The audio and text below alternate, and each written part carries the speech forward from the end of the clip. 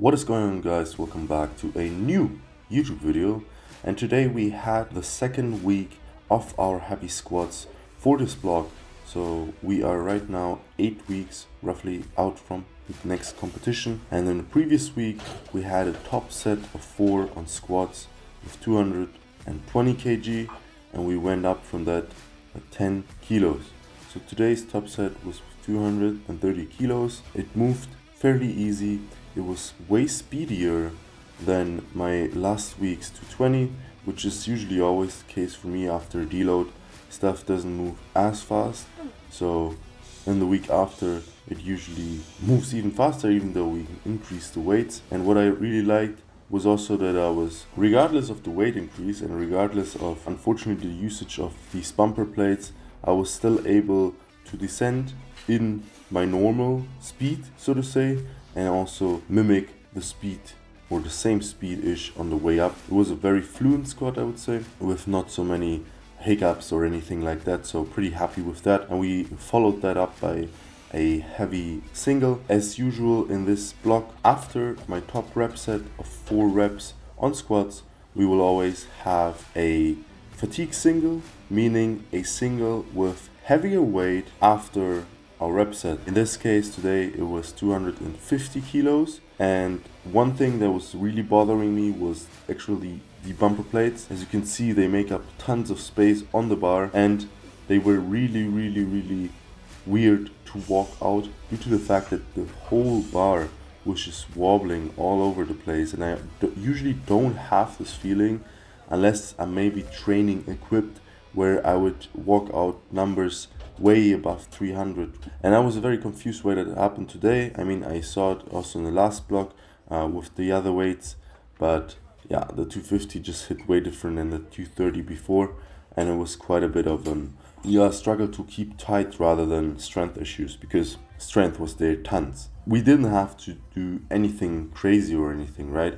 I just, like, if you compare the descending speed from my 250 fatigue single to the speed I was descending at on my set with 230, and it's 2 different pages. It's like day and night. And the thing is, it comes from the feeling of the bar having a heavy whip, creating a heavy momentum once you accelerate down, and then not being able to go against the bar whip at the bottom, because if the momentum and the bar whip faces downwards and you try and go up at this anchor point where you start driving your legs into the ground and try and get up again in the squat, it can fold you a bit, or guillotine you, how I like to say it. Anyways, we're moving on to the next exercise, which was close grip bench. I only showed the last set, which was, I believe, a set of 7 with 120 kilos. We had 3 ascending sets. As I said, close grip bench once again in this block, throughout the Larsen presses since last block, and put in the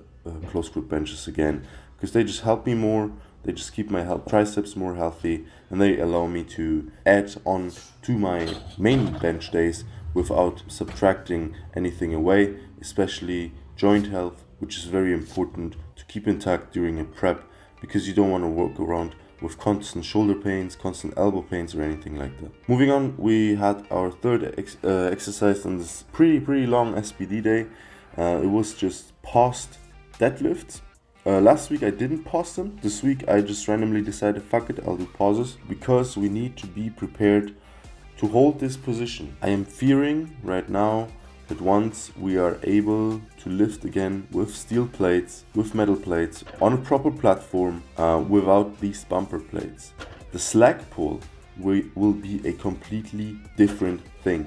And we need to get accustomed to pulling slack, and we need to be strong in this position, because due to my leverages, this is my weakest position. The position right off the start, right under my knees. This is the weakest position. Once I'm like exactly about knee height and or a little bit below, then I can really push my legs through and usually have no problems with locking out. But this first part, from the start to, like, say, mid chin or a little bit further up, is really the part we're struggling with. So decided to give it a go again and really try and focus to get really strong at that. Because if I can manage to, doesn't matter if the bar or the weight comes off slow off the ground, as long as it is moving off the ground. If I get it moving, once again, get it moving, I'll be 100% sure that I can lock out big weights. This is the objective in this block, and also I'll keep them in the next block. And to finish off today's workout, we had the belt squat. I just did 3 sets of 10, moderate weight. I believe it was just like, must have been somewhere around 165 plus the lever, which is I believe 25 or 35 kilos, so roughly in the ballpark of 200 for 10s, which is of course some load after a complete SBD day. But over the last block I grew accustomed to these again on this day. I just kept them in this day, why not? They worked wonderfully. I'm trying to make them at least quad dominant or quad focused, and it works very well. So we're not changing a winning team, and so this stays and has a purpose. And overall I was very happy with this workout. So I appreciate you guys watching. Wish you all the love, all the power. Have a good one.